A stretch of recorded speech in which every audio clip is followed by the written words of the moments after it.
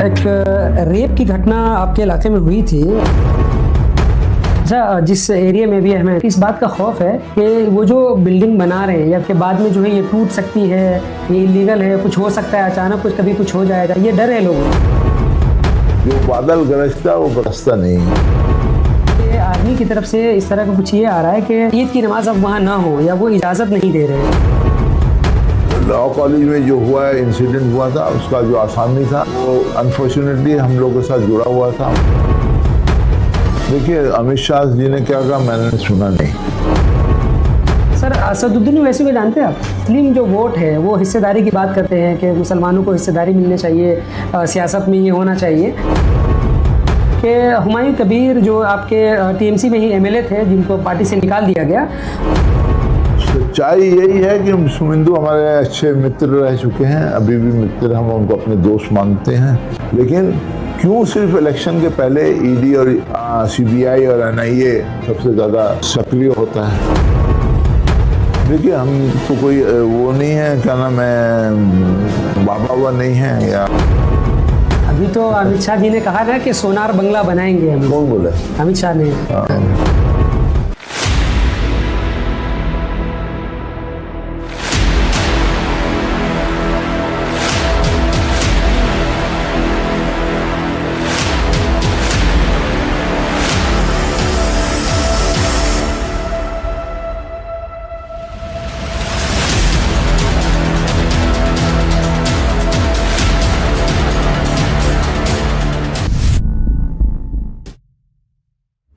तो दोस्तों, लोक रिपोर्ट में आपका स्वागत है। अभी हमारे साथ मौजूद हैं टीएमसी के वरिष्ठ नेता और एक लंबे सफर के नेता जिनका राजनीति में बहुत लंबा करियर रहा है वेस्ट बंगाल इलेक्शन को लेकर के, साथ ही उनका जो अपना एरिया है, जो विधानसभा क्षेत्र है उनका, उसमें उनका क्या अनुभव रहा है, उन्होंने क्या काम किया, इन सारी चीजों को लेकर के हम बात करेंगे और जानने की कोशिश करेंगे कि उनके क्या विचार है। सबसे पहले आपका बहुत स्वागत है हमारे चैनल लोक रिपोर्ट में। सर, आपका राजनीति में इतना लंबा करियर रहा है, आप काउंसिलर से लेकर के एमएलए तक का आपने सफर तय किया, तो इस बीच जो लगभग 3 दशक का आपका करियर रहा है राजनीति का, इस बीच आपने जनता से या फिर जो आपने काम किया है एक यहाँ के पब्लिक के लिए, उनसे आपने क्या सीखा है इस बीच? आप देखिए, मैंने सीखा, जनता है, जो पब्लिक है, वो बहुत कम लोग पार्टी से एफिलेटेड है, लेकिन ज्यादातर लोग काम को पसंद करते हैं। अगर आप काम कीजिए तो वो पार्टी छोड़ के आपको सपोर्ट करते हैं। तो मैंने देखा कि काम के जरिए बहुत कुछ जीता जा सकता है। चीज हमने देखी यहाँ, चूंकि मैं इससे पहले भी अपॉइंटमेंट के लिए आया था और आज भी मैं जब आया तो ये देखा कि यहाँ लगातार जनता जो है ये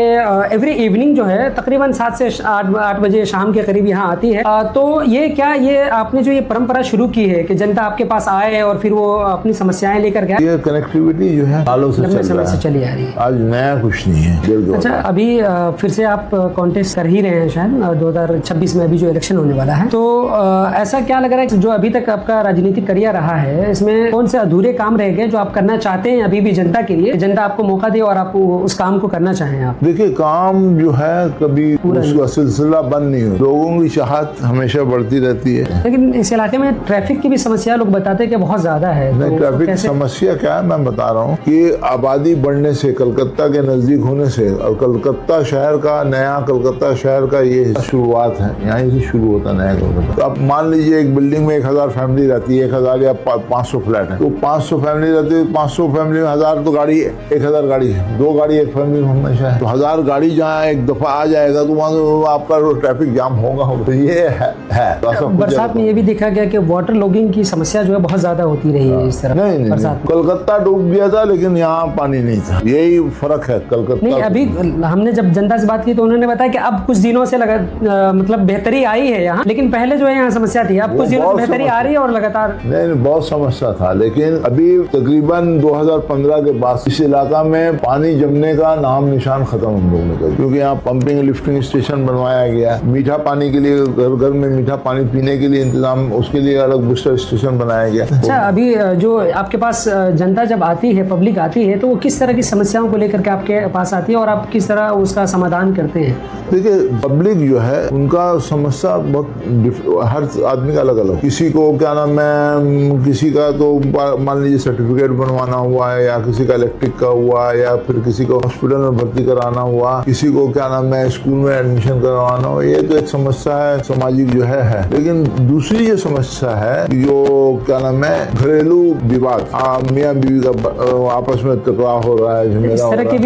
हाँ, ये भी आते हैं हम लोग हमारे पास, आपस में भाई भाई में झगड़ा है प्रॉपर्टी लेके, ऐसे लोग भी आते हैं। टेनेंट लैंडलॉर्ड का झमेला, वो लोग भी आते हैं हमारे पास। और ये सिर्फ शाम को नहीं, मेरा ऑफिस 10 बजे सवेरे से खुलता है, रात को 10 बजे तक चलता रहता है। और हमने लोग रखा हुआ है जो लोग वहाँ बैठ के सब काम करते हैं, रेडी करके रखते हैं। मैं आता हूँ, साइन करता हूँ, मैं इलाका भी विजिट करता हूँ, देखता हूँ। तो ये जो है कनेक्टिविटी जो है ना, आप काम कीजिएगा तो लोग आपको दुआएं भी देंगे, आपके साथ जुड़ेंगे। इसमें ही हम लोग यकीन रखते हैं। इसमें माँ माटी मानुष की सरकार हमारी नेतृत्व ने भी ये हम लोग को संदेश दिया है कि लोगों को लेकर चलना होगा, लोगों के लिए काम करना होगा, लोगों का सुनना होगा। तो हम लोग वही काम करते हैं। अच्छा, 2011 से अभी लगातार आप टीएमसी के टिकट पर चुनाव लड़ते रहे हैं और जीतते भी रहे हैं लगातार। तो ये जो तकरीबन अभी 15 साल का जो ये आपका अनुभव रहा है, इसमें आपकी क्या उपलब्धियां हैं, जनता के लिए आपने क्या किया है इसमें? 2011 से नहीं, 2006 में टीएमसी से 2006, लेकिन 2006 में आप बालीगंज से विधायक थे। तो उस वक्त भी क्या नाम है हमारी नेत्री ममता बनर्जी के टिकट से हमने लड़ा था। देखिए, हर जगह का अलग अलग समस्या। अब तोपसिया और क्या नाम है पिकनिक गार्डन में जाइएगा तो वो जरा अलग होगा। वहाँ जो लोग हैं वो गवर्नमेंट की कौन सी स्कीम है, उसमें क्या बेनिफिट है, उसके लिए लोग दौड़ते हैं, वो काम। स्कॉलरशिप चाहिए, स्टाइपेंड चाहिए। यहाँ के लोग हैं राशन कार्ड चाहिए, आधार कार्ड चाहिए, जो क्या नाम है जिसको शंका लोगों हम लोग कहते हैं, उन लोग के अलग वो है। कोई है कि सरकारी आवासन में घर चाहिए, अलॉटमेंट चाहिए, वो लोग भी आते हैं। तो हर जगह का अलग अलग है। आप डिजास्टर मैनेजमेंट के मिनिस्टर भी हैं। तो यहाँ अभी 16 जनवरी की बात है, यहाँ एक सोफ़ा फैक्ट्री में आग लग गई थी और आग लगती रहती है कभी कभार। तो आप एज अ मतलब मिनिस्टर जो डिजास्टर मैनेजमेंट के हैं, आप इसके लिए क्या कुछ समाधान कर रहे हैं? क्या कोई आपके लिए इसके लिए कोई प्लान है? देखिए, चीज़ आपको बताएं, ये पहले इंडस्ट्रियल बेल्ट था। गैजेट नोटिफिकेशन होकर 1978 में इसको इंडस्ट्रियल एरिया डिक्लेयर किया गया था। लेकिन ये हो गया क्या, कंबाइंड एरिया हो गया, रेसिडेंशियल कम इंडस्ट्रियल हो गया। तो जो लोग काम फैक्ट्री में करते थे, टेंडी था, रबड़ फैक्ट्री था, आस्ते आस्ते सब टेंडी शिफ्ट हो गया पानतल्ला में। तो अब क्या रेसिडेंशियल ज़्यादा हो गया। तो यहाँ पर जो है क्या नाम है, आग तो कहीं भी कलकत्ता में लगती। कल ही देखिए आग लगा है, क्या नाम है सोनारपुर केंद्र के हल्का में, हमारे बॉर्डर एरिया में, खेजा में।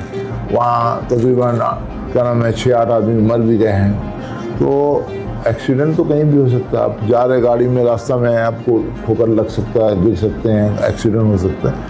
तो यहाँ जनरली ऐसा कुछ नहीं है, लेकिन हम लोगों ने उसके लिए पूरा बंदोबस्त किया है। एसआईआर की जो प्रक्रिया चल रही है और उसमें ये देखा जा रहा है कि अभी पब्लिक परेशान है, उनको हियरिंग के लिए बुलाया जा रहा है।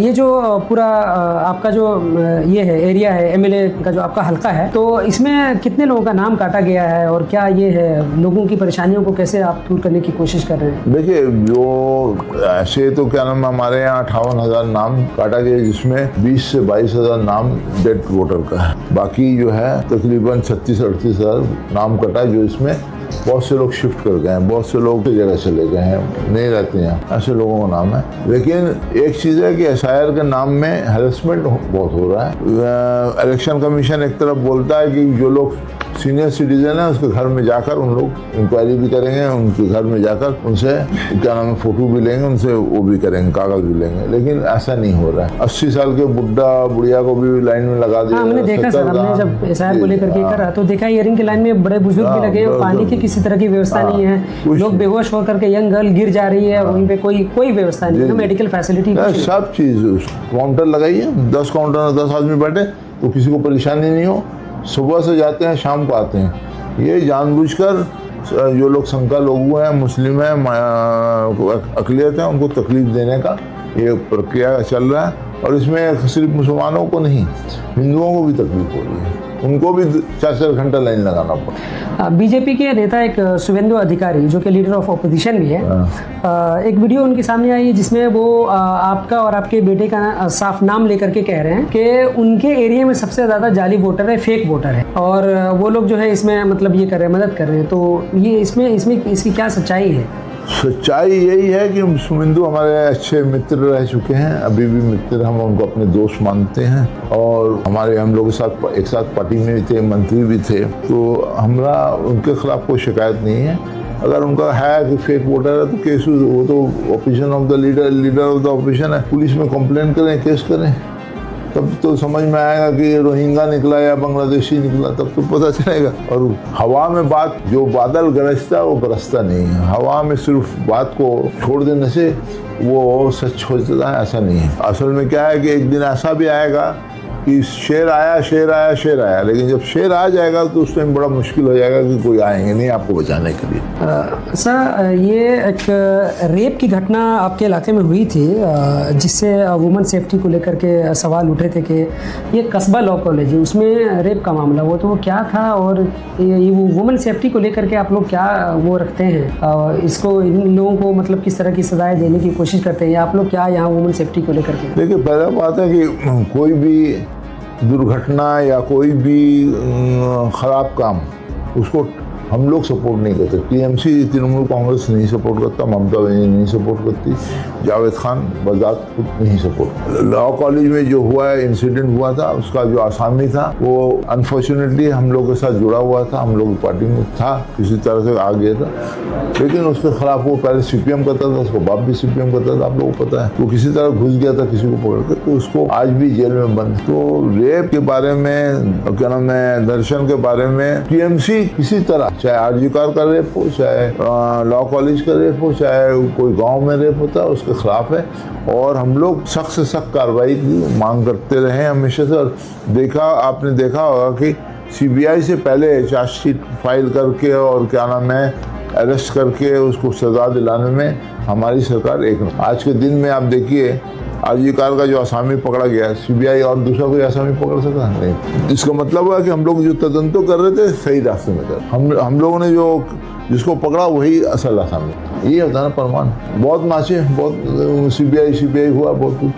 तो दूसरा एक भी आदमी को आसामी बना सका सीबीआई। अच्छा सर, अभी ईडी ने छापा मारा था ममता बनर्जी के जो ये आईपैक के ऑफिस पे, और ममता दीदी वहाँ पहुँची, उन्होंने फाइल छीनी, ये किया, तो आपको क्या लगता है कि एक जो एजेंसी है ईडी, उसको काम करने देना चाहिए था, उसमें बाधा नहीं डालने देना चाहिए था? देखिए, सब जुडिस मैटर है एक नंबर। दूसरा नंबर बात है कि उसका ममता बनर्जी ने खुलासा किया हुआ है। ममता बनर्जी के ऊपर तो हम लोग कुछ बोल नहीं सकते ना, उसके ऊपर कोई हम लोग वक्तव्य नहीं रह सकते। लेकिन क्यों सिर्फ इलेक्शन के पहले ईडी और सीबीआई और एनआईए सबसे ज्यादा सक्रिय होता है, सबसे ज्यादा क्या नाम है बंगाल में धरपकड़ और हर जगह रेड करता है, ये सवाल का जवाब हम लोग को मिलना चाहिए।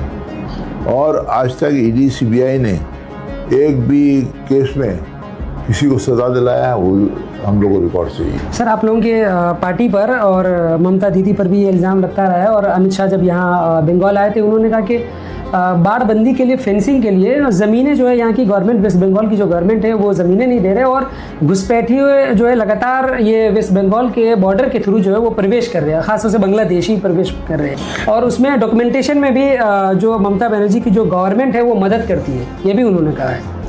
देखिए, अमित शाह जी ने क्या कहा मैंने सुना नहीं, मुझे आपके थ्रू से पता चल रहा है। देखिए, international border West Bengal government के कंट्रोल में नहीं है, पहला नंबर बात। दूसरा नंबर बात है कि दो मुल्क का बात है, समझे ना। जब आप बोलते हैं कि घुसपैठिए आते हैं तो इंटरनेशनल बॉर्डर से कैसे आते हैं, जब वहाँ मिलिट्री है, बीएसएफ है, सीआरपीएफ है, तो कैसे आते हैं, एक नंबर।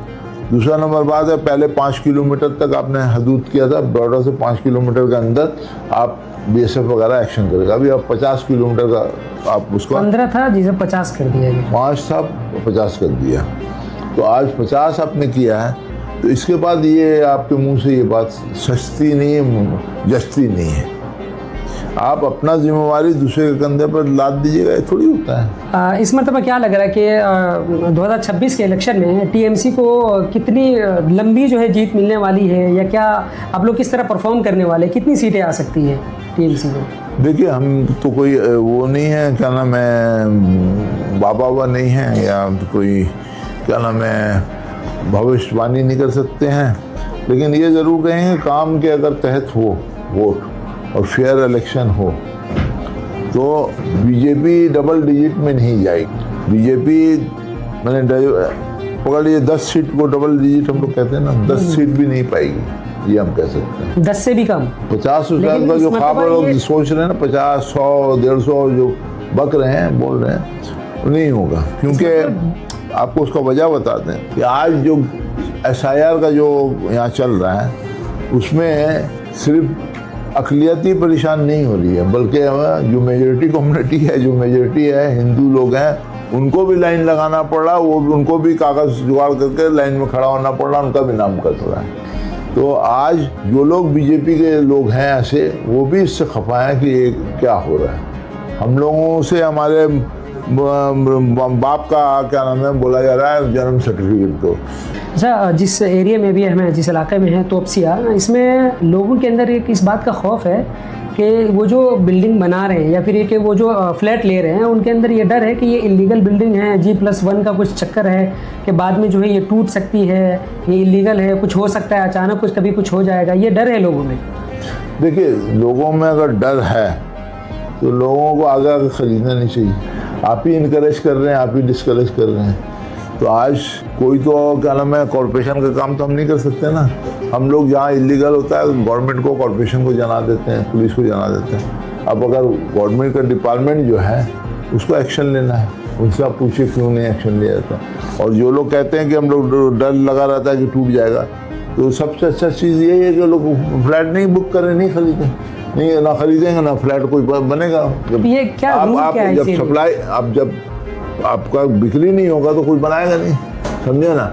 और हम लोग तो इनकरेज करते हैं, जो भी आते हैं हम लोग उसको सर्टिफिकेट देते हैं, जाओ कॉर्पोरेशन से आज के दिन में 3 कट्टा 5 कट्टा में 1.5-2 महीना में से प्लान मिल जाता है, 2 महीने के अंदर प्लान सैंक्शन करा के करो। मुझे मालूम हुआ कि आप खिलाफत कमेटी के सदर भी हैं, प्रेसिडेंट हैं।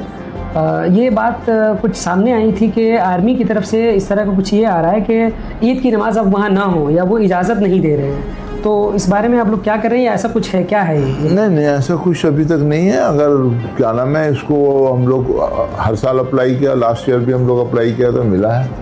लास्ट ईयर तो वार चल रहा था पाकिस्तान के साथ, ऑपरेशन सिंदूर हुआ था पहलगाम के बाद, तो उस वक्त आर्मी का मूवमेंट था, तो उन लोग बोले थे कि इस साल आप लोग मत कीजिए क्योंकि वार चल रहा है, तो अगर वार बढ़ गया तो हम लोग को यहाँ फिर मुश्किल हो जाएगा मैंने आउटिंग इनकेस आउटगेस में। तो इस अब तो वार भी नहीं है, कुछ भी नहीं है। और वहाँ पर क्या नाम है, ये भी जब पूजा का भसान चलता है, रिलीजियस दूसरा का फंक्शन हो सकता है, तो हम लोग 2 घंटे का फंक्शन के लिए आर्मी ने कभी ऑब्जेक्शन नहीं किया, उन्होंने सपोर्ट ही किया, हम लोगों ने गवर्नमेंट भी सपोर्ट की है। अच्छा, अभी वक्फ का मसला बहुत चला, उस बीच ये लोगों की ये शिकायत रही एक समुदाय की कि वक्फ के लिए जितनी आवाज़ असेंबली में उठाई जा सकती थी TMC की तरफ से, या आप जो एक कैबिनेट मिनिस्टर है और एक ख़ास समुदाय से आते हैं, तो आप लोगों ने वो आवाज़ शायद नहीं उठाई उतनी जितनी उठानी चाहिए थी वक्फ के लिए। देखिए, अगर कोई कहता है तो मैं किसी का तो मुंह नहीं बंद कर सकता ना। वक्फ का जो हुआ था मसला, उसके लिए रेजोल्यूशन हम लोगों ने पास किया, असेंबली में पास कर भेजा सेंट्रल गवर्नमेंट को कि हम लोग वक्फ का जो आप लोग नया आइन ला रहे हैं इसको हम लोग नहीं मानेंगे, हम लोग इम्प्लीमेंट नहीं करेंगे। हमारे मुख्यमंत्री ने, ममता दी ने खुद अनाउंस किया था, प्रेस में बाकायदा क्या नाम है बाइट दिया था।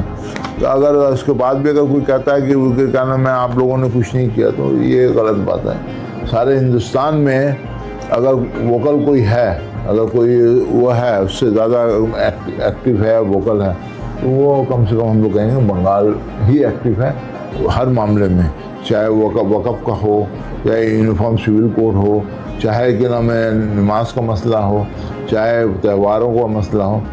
अच्छा, अब बीजेपी इस मरतबा देखा जा रहा है कि बहुत मेहनत कर रही है और आक्रामक अंदाज में जो है वो वेस्ट बंगाल में उतर रही है। आप जो कह रहे हैं कि डबल डिजिट में भी बीजेपी नहीं जा सकती, कैसे कह सकते हैं? और ख़ास एक सवाल आपसे ये भी है कि हुमायूं कबीर जो आपके TMC में ही MLA थे, जिनको पार्टी से निकाल दिया गया, उन्होंने बाबरी मस्जिद की बुनियाद डाली, तो लोग ये भी कह रहे हैं और पार्टी भी नहीं बनाई है कि यहाँ वेस्ट बंगाल का जो इलेक्शन ये वोट है वो बिखरेगा, और ख़ास तौर से जो एक मुस्लिम वोट बैंक जो बहुत बड़ा माना जाता है TMC का 28% के करीब तकरीबन, तो ये इसमें जो है बिखराव पैदा होगा। MIM भी आ सकती है, ये भी आशंका है। देखिए, चीज जो है, बाप मरेगा तो बैल बटेगा, ये तो कहावत आपको याद है ना, जानते हैं। तो अब जो चीज़ है कि हुमायूं का भी क्या फैक्टर होगा नहीं होगा इलेक्शन बताएगी, लेकिन मैं ये कह सकता हूँ कि जावेद खान मान लीजिए इस इलाके में MLA है, आज पार्टी का सिंबल नहीं मिलने का अगर जावेद खान को, जावेद खान 5000 वोट ले लेगा, लेकिन 50,000 वोट से जीतेगा ये नहीं हो सकता। तो आज के दिन में सारे हिंदुस्तान में किसी से आप पूछ लीजिएगा कि बीजेपी जो है वो उसने हिंदुस्तान के लिए या भारत के लिए क्या अच्छा काम किया जिससे भारत के लोग खुश हैं, तो सब एक ही बात कहेंगे कि नहीं, एक ही काम किया है उसने, हिंसा का काम किया, लोगों को जोड़ने के बजाय बंटवारा का काम किया है। बीजेपी का तो वोट जो शेयर है वो बढ़ता जा रहा है लगातार, आपने भी देखा है 38% तक भी पहुंच गया है। सुनिए ना, और अभी जो कम हुआ था वो नहीं बोल रहे हैं, 38% तो 18 जब सीट आया तो तब हुआ था, और अभी जो क्या नाम है 9% में आ गया, तो 11% में आ गया, वो नहीं देख रहे हैं। बीजेपी का वोट बढ़ रहा नहीं है, बीजेपी का वो लोग, अभी तो अमित शाह जी ने कहा ना कि सोनार बंगला बनाएंगे। कौन बोले? अमित शाह ने। अमित शाह को पूछिए एक चीज़, अमित शाह जी बड़े ताबड़ नेता हैं, हम उनका इज्जत करते हैं, मानते भी हैं उनको, लेकिन उनसे पूछिए अगर पब्लिक नहीं चाहेगी तो आप सोना का बंगला बना लीजिएगा, समझे ना। सोना का बंगला, सोनार बांग्ला, सोना का क्या नाम है, बंगला के लोग ही बना सकते हैं सोना का बंगला, दूसरा कोई नहीं बना सकता। आज हम अगर हम चाहेंगे कि 100% वोट यहाँ का सबका ले लें, हम ले सकेंगे? नहीं ले सकेंगे, पब्लिक मेरे साथ आएगी तब तो हो सकता। सर असदुद्दीन ओवैसी को जानते हैं आप? नाम सुना है, मिला नहीं। हाँ मिला हूँ मैं, अभी आए थे वक़्फ़ का जो मामला था, हियरिंग हो रहा था ITC में, सोनार बंगला में मुलाकात। जानते हैं? एक दफ़ा मिले हैं। एक दफ़ा मिले हैं बस।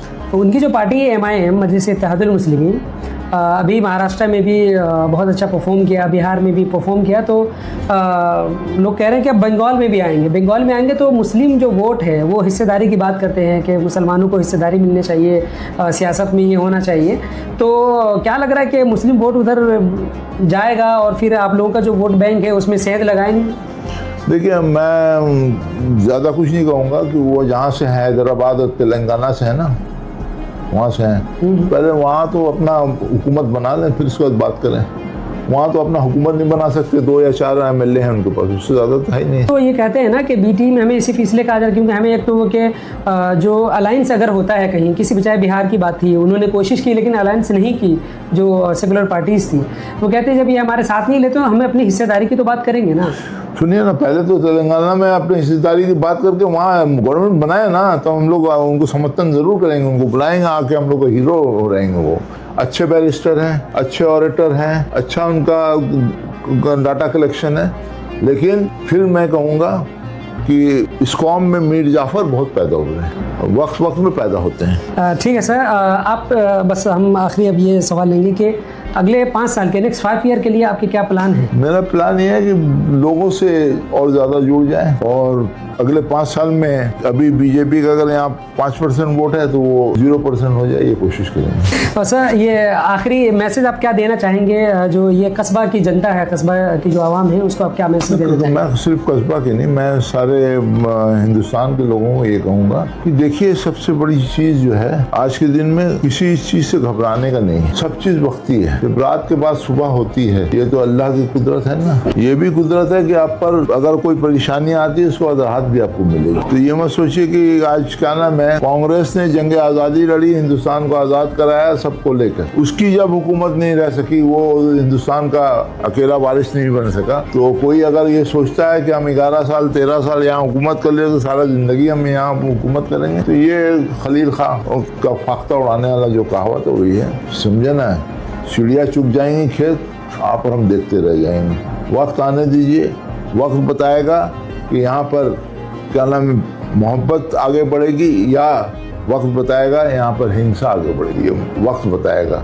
और मैं ये कहूँगा, हिंदुस्तान के लोग अक्सरियत सब मिलके हम लोग सभी एक दूसरे से प्यार करते हैं, मोहब्बत करते हैं, इसीलिए हिंदुस्तान है। आज इसका कोई मिसाल नहीं। यहाँ पर हिंदू, मुस्लिम, सिख, ईसाई एक साथ रहते हैं। ये अलग बात है कि कुछ लोग पॉइजन करने का कोशिश कर रहे हैं, लेकिन कितना दिन, समझे ना, कितना दिन। जिस तरह मैंने कहा कि सुबह तो होगी, रात अंधेरा भी है, सुबह होगी, और सुबह जब होगी उजाले में आप हमको देखिएगा, हम आपको देखेंगे। इंशाल्लाह फिर एक नया भारत हम लोग फिर आगे ले जाएंगे निर्माण। ठीक है, बहुत शुक्रिया सर हमसे बातचीत करने के लिए। तो ये थे हमारे साथ जावेद अहमद खान साहब, जो कि लगातार वो जीतते रहे हैं। इस बार फिर से वो कॉन्टेस्ट कर रहे हैं। यहाँ की जनता अब बताएगी कि उन्होंने कितना काम किया है और वो अपने लिए किस तरह के रिप्रेजेंटेटिव चुनना चाहते हैं। क्या वो फिर से मौका देंगे, ये आपके कोर्ट में है। हमारे साथ बने रहिए। लोक रिपोर्ट में बस इतना ही। कैमरामैन हम्माद हंजला के साथ मैं हूं ज़फ़र कमाल, लोक रिपोर्ट के लिए।